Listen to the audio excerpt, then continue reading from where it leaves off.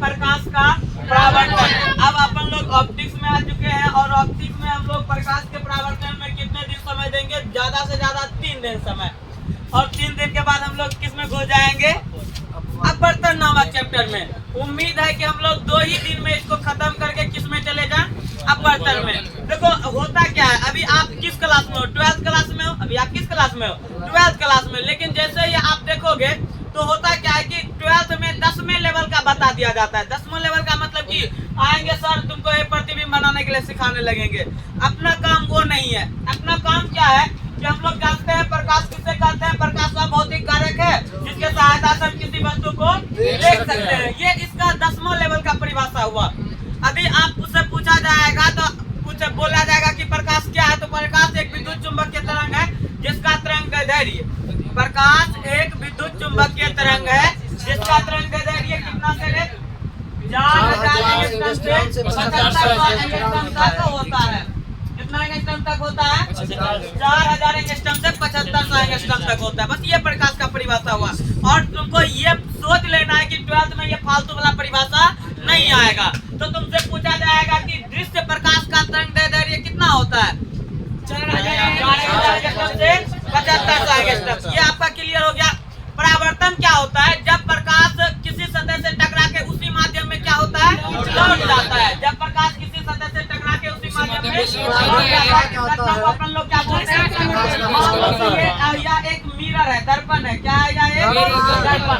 और दर्पण पे अपन लोग एक प्रकाश को क्या किए? आपतित करवा दिए। अब ये इधर से गया है, इसी माध्यम में चला आया। इस घटना का नाम क्या है? प्रकाश का परावर्तन। लेकिन यदि इसमें पॉलिश नहीं रहता, सोचिए कि शीशा रहता है ये, तो इधर से जाता ये मुड़ के चला जाता, इसको हम लोग अपवर्तन बोलेंगे। अभी प्रकाश का परावर्तन देख रहे हैं ना, तो प्रकाश का परावर्तन किसे कहेंगे? जब कोई प्रकाश किसी सतह से टकरा कर, जब कोई प्रकाश उसी माध्यम में, फिर से बोल, जब कोई प्रकाश किसी सतह से टकरा कर उसी माध्यम में, इस घटना को प्रकाश का परावर्तन कहते हैं। यहाँ तक सबको पहले से ही बता दिया गया था। आज थोड़ा सा इसमें हम लोग देख लेते हैं इसका आगे।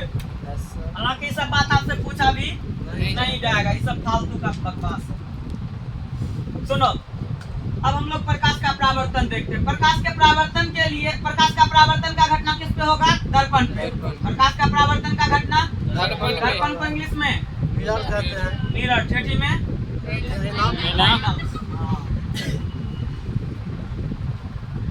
यह क्या है रे? मिरर। इस पे हम अपन लोग किसको आपतित करवा दिए? तो जब प्रकाश आपतित हुआ तो इधर से ये क्या हो जाएगा? उसी माध्यम में लौट जाएगा। आने वाले का सिंबल दे दीजिए, जाने वाला का सिंबल दे दीजिए। अब यहाँ पे हम लोग एक क्या डालते हैं? अभिलंब। क्या डालते हैं? अभिलंब। डाल दिए अभिलंब, जिसको अपन लोग क्या बोल दिए? माना कि एन, ये माना कि एम एन एक दर्पण है। एन नहीं दे सकते ना। बी क्यू ए ओ। एक बार फिर से सुन लेना। प्रकाश के परावर्तन के 2 नियम होते हैं। प्रकाश के परावर्तन के 2 नियम होते हैं। पहला, आने वाले किरण को आपतित किरण कहते हैं। आने वाले किरण को टकरा के जाएगा जो उसे परावर्तित किरण। आने वाला को आपतित किरण, टकरा के जाने वाले को परावर्तित किरण। जिस बिंदु पे आपतित किरण आता है उसे आपतन बिंदु कहते हैं। क्या बोलते हैं? फिर से बोल, आने वाले किरण को आपतित किरण। आने वाले किरण को आपतित किरण। जिस बिंदु पे आएगा उसे अपन लोग क्या बोलेंगे? आपतन बिंदु। आपतन बिंदु। जो किरण टकरा के जाएगा उसे परावर्तित किरण। कौन सा किरण रे? परावर्तित किरण। अब आपतन बिंदु पे जो डाला गया लंब होता है, इसी का नाम क्या होता है? अभिलंब। क्या होता है? ये 3 बात क्लियर हो गया। आने वाले किरण को, टकरा के जाने वाले किरण को, जिस बिंदु पे आता है उसे आपतन बिंदु। आपतन बिंदु पे डाला गया लंब अभिलंब कहलाता है। ये सबका क्लियर हो गया। सुनो, यह कौन सा किरण है? ये कौन सा किरण है? और ये आपतन बिंदु पे डाला गया लंब। आपतन बिंदु पे डाला गया लंब को अपना लोग क्या बोलेंगे? तो आपतित किरण, परावर्तित किरण और आपतन बिंदु पे डाला गया लंब तीनों एक ही तल में होता है। फिर से बोल, प्रकाश के परावर्तन के कितने नियम? दो नियम। तुम लोग बहुत 2 रुपया सुना है। हाँ जी सर, कहता जी सर, मटकी मार के। सुनो रे, पहला कौन सा किरण? आपतित किरण। दूसरा कौन सा किरण? और आपतन बिंदु पे डाला गया तीनों एक तल में होता है। बताओ ये सब तो लिख लोगे ना? लिखा हुआ है भी होगा तुम लोग को। ये कौन सा किरण है रे? और ये क्या है? तो इन दोनों के जो बीच कोण बनता है उसे आपतन कोण कहते हैं। कौन सा कोण कहते हैं? और आपतन कोण को चला कौन सी सूची कहा जाता है? आई से। अब ये कौन सा किरण है? परावर्तित किरण। ये क्या है? इन दोनों के बीच जो कोण बनता है उसको परावर्तन कोण कहते हैं। कौन सा कोण? परावर्तन कोण। उसको कोण किससे लिखा है? सुनो, अब दूसरा नियम तो बच्चा वाला नियम है। आपतन कोण किस कोण के बराबर होगा?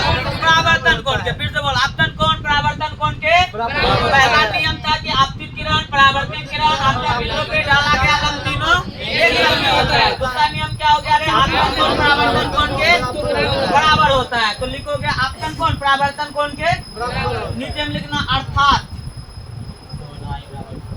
कोण आई बराबर कोण हो गया। तुम 2 नंबर के मालिक। देखो, जब भी तुमको एग्जाम में ये आ जाए, हालांकि आएगा बहुत कम उम्मीद है, लेकिन आएगा कि प्रकाश के परावर्तन के दोनों नियमों को लिखें, 2 नंबर में पूछा जाएगा। तो तुमको दोनों नियम भी लिखना और फोटो फर्स्ट क्लास बनाना, एकदम मस्त एकदम फोटो बना कि जिसमें तुम फोटो बना सकते हो। फोटो तो छोड़ना ही नहीं है, तो लिख बना लोगे ये वाला। अब देखो, प्रकाश के परावर्तन के घटना किस पे होता था? दर्पण पे। दर्पण किसे कहते हैं? वह चिकनी चमकीली और पारदर्शी सतह है। देखो हम बना रहे हैं, सुनो। यह एक क्या है? मान लो कि शीशा है। क्या है? यह एक शीशा।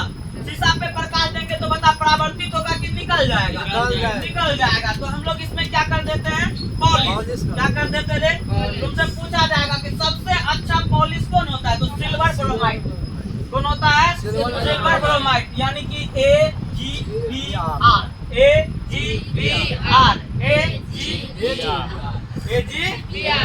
AgBr। AgBr को क्या बोलेंगे? Ag मतलब सिल्वर, Br मतलब ब्रोमाइड, सिल्वर ब्रोमाइड। सुनो, बताओ ये क्या है? शीशा।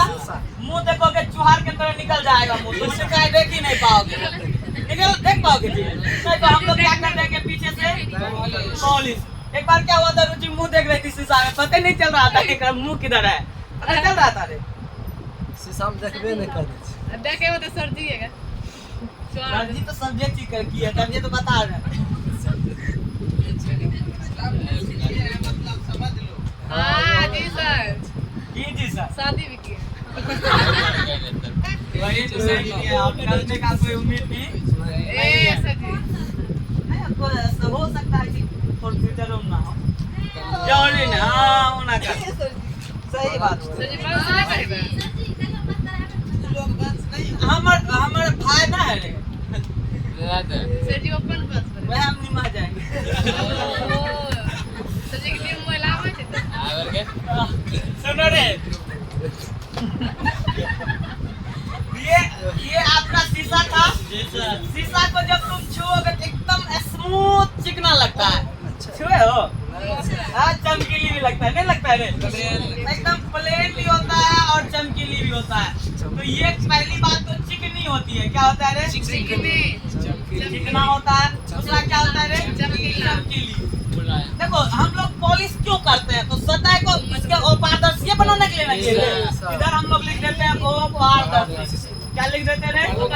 सुनना ध्यान से। हम लोग 10वां का घिसा पिटा कॉन्सेप्ट नहीं बताएंगे तुमको, 12th लेवल का ही बताएंगे। आगे हम बैठ के बात करती है, जेटू करेगी क्लास में। फिर से बोल, या चिकना भी होगा, चमकीली भी होगा और छुप के रखीली भी होगा। नहीं तुम लोग बोलता है चिकनी चमेली छुप के रखी, कौवा चढ़ा के आई। चढ़ा के आई, कौवा मतलब होता है दारू होता है, शराब होता है, इसी में से कौवा को पार्टनर होता है ना सर? जी सर। कौवा मतलब होता है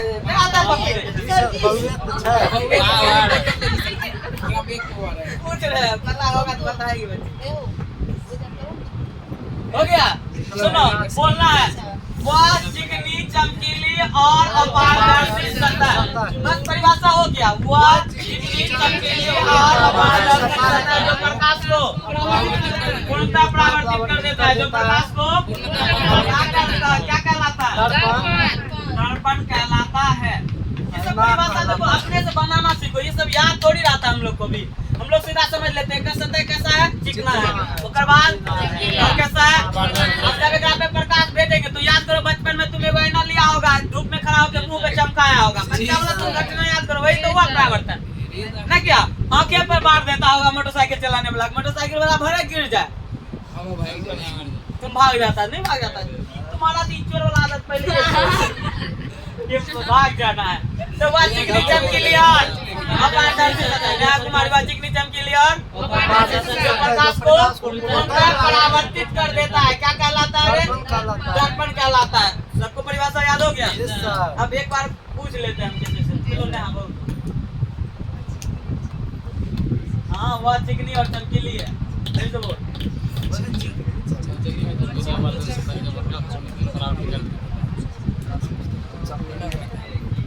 चलो खड़ा हो रहे उधर से बोलो। चिकनी चमकीली और वो पारदर्शी सतह है जो प्रकाश को दर्पण का हो जाएगा ना रे? दर्पण कितने प्रकार के बताए? दो प्रकार के होता है, समतल दर्पण और गोलीय दर्पण। वह दर्पण जिसका परावर्तक सतह समतल होता है उसे समतल दर्पण कहते हैं। वह दर्पण जो किसी खोखले गोले का एक भाग होता है, वह दर्पण जो किसी खोखले गोले का एक भाग होता है, उसे हम लोग क्या कहते हैं? कभी तुम सोचे हो खोखला ही क्यों रखा गया? गरम रहता तो प्रकाश जिसमें जा ही नहीं पाता, तो फिर इसको खोखला गोला नहीं रखोगे तो जाएगा, प्रकाश जाने का अति कहाँ रहता है। इसलिए हम इसको क्या बोलते हैं? वह दर्पण जो किसी खोखले गोले का एक उसे हम लोग क्या कहते हैं? गोले दर्पण। बताओ, ये सब परिभाषा लिखाने वाला है? अब बताओ, समतल दर्पण और गोली दर्पण की चर्चा करते हैं।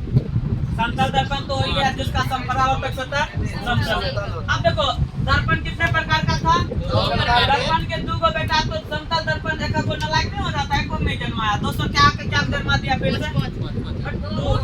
अपना एग्जांपल देते।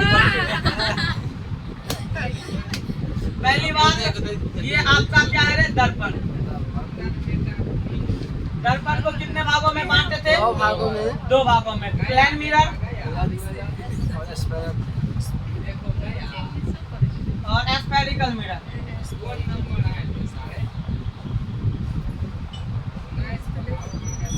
देखो प्लेन मिरर और स्फेरिकल मिरर, इसको अपने हम लोग क्या बोलेंगे? समतल दर्पण। दूसरा को क्या बोलेंगे? गोली दर्पण। गोली दर्पण फिर से क्या को?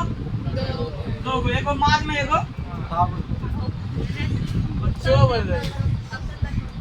एक को आपको हम लोग इसको कहते हैं कॉनकेव मिरर, कॉन्वेक्स।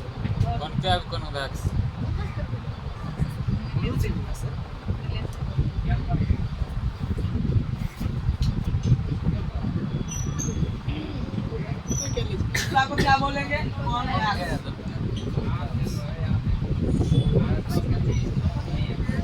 इसको हम लोग क्या बोलेंगे?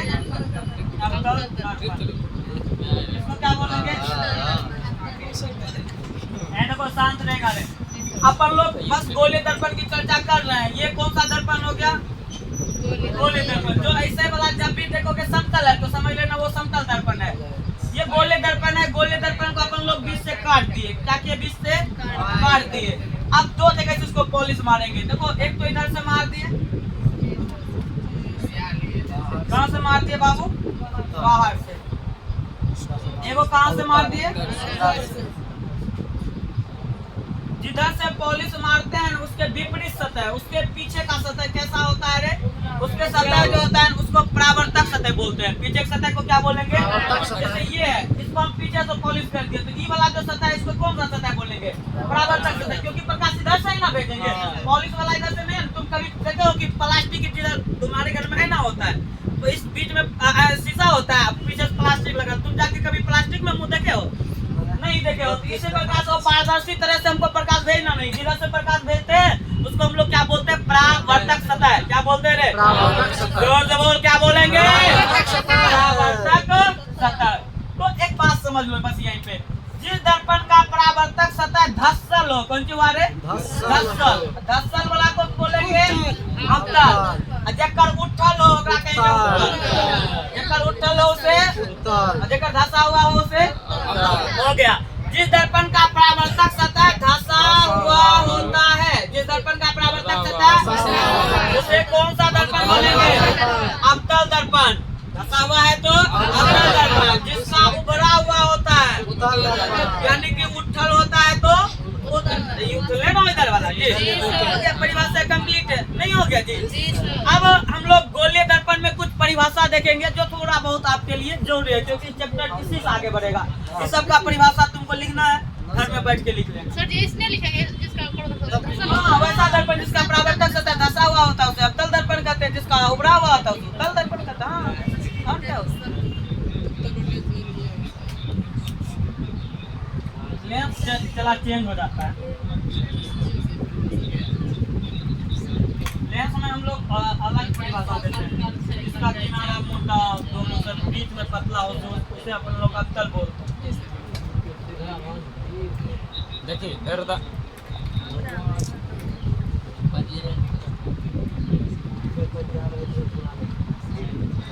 चलो रे, गोलीय दर्पण में अपन लोग कुछ परिभाषा देख लेते हैं।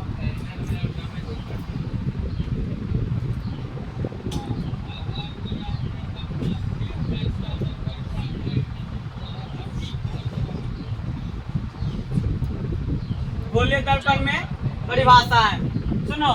ये मान लो कि यह एक कौन सा दर्पण है? गोलीय दर्पण।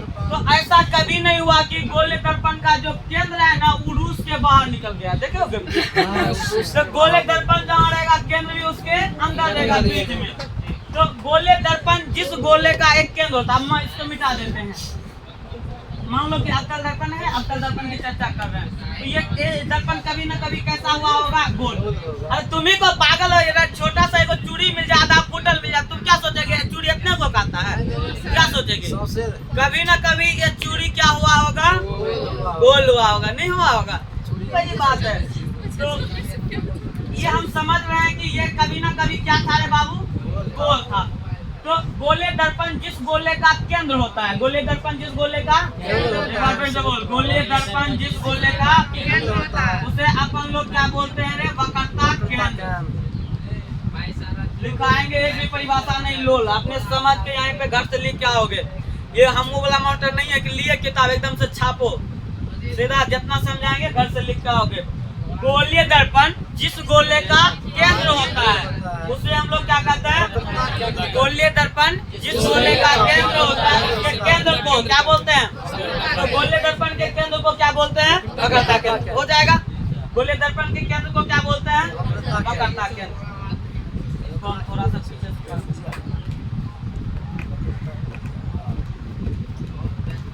हो गया। गोलीय दर्पण जिस गोले का केंद्र होता है उसे क्या बोलते हैं? वक्रता केंद्र। दर्पण के मध्य बिंदु को बोलो तो ध्रुव कहते हैं। क्या कहते हैं रे? ध्रुव। इंग्लिश में पोल कहते हैं। फिर से बोल, दर्पण के मध्य बिंदु को, दर्पण के क्या कहेंगे? ध्रुव कहते हैं। दर्पण के मध्य बिंदु को ध्रुव कहते हैं। और दर्पण गोलीय दर्पण जिस गोले का केंद्र होता है उसके केंद्र को वक्रता केंद्र कहते हैं। दो परिभाषा क्लियर हो गया।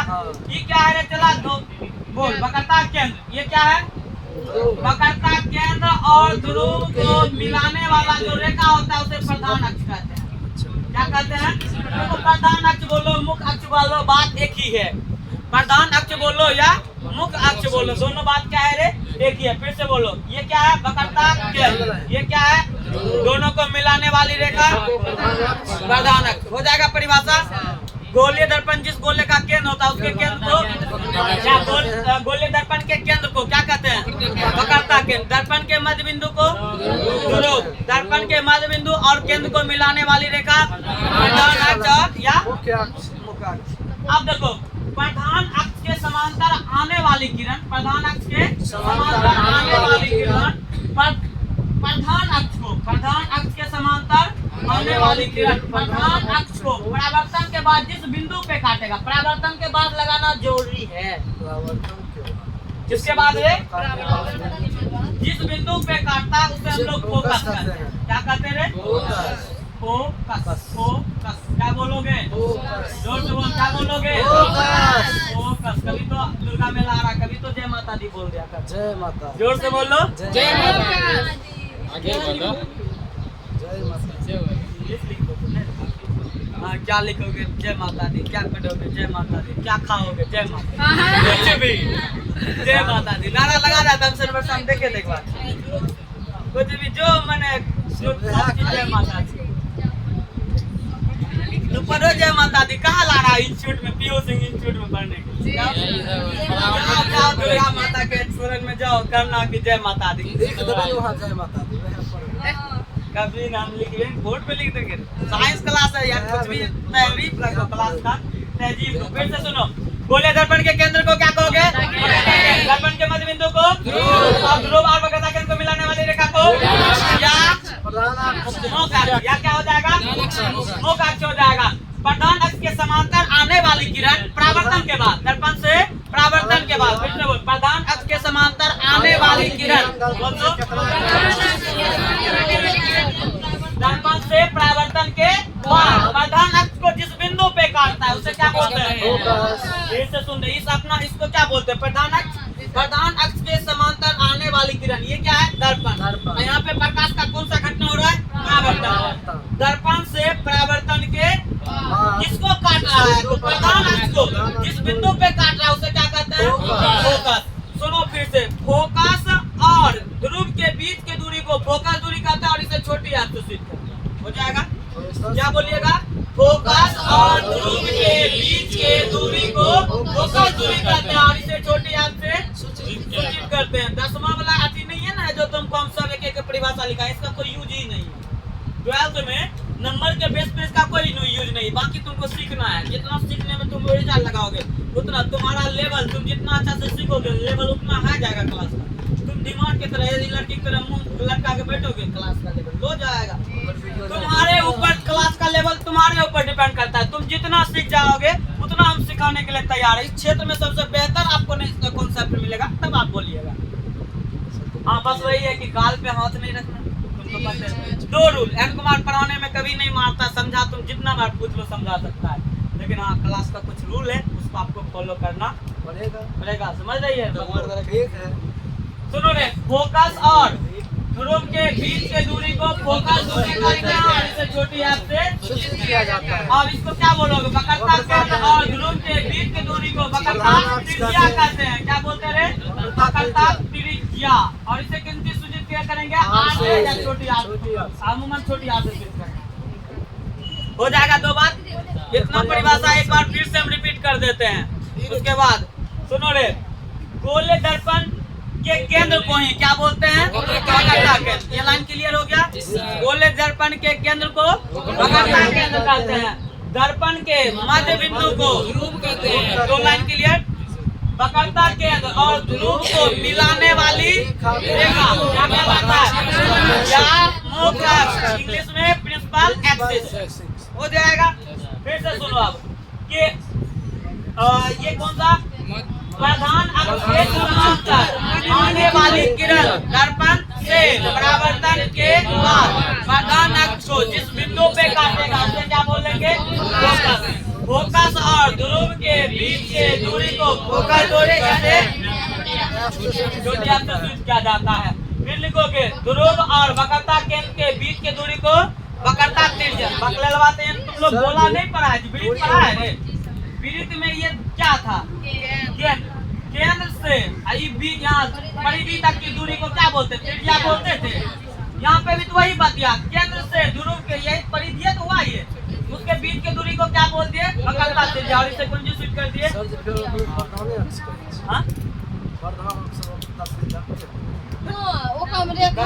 रेखा है प्रधान अक्ष, सॉरी ध्रुव और वक्रता केंद्र को मिलाने वाली रेखा हुआ प्रधान अक्ष, मुख्य।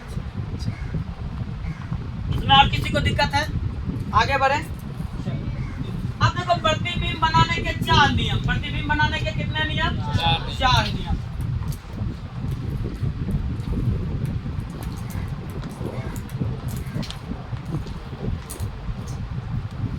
ब्रेक कर दो।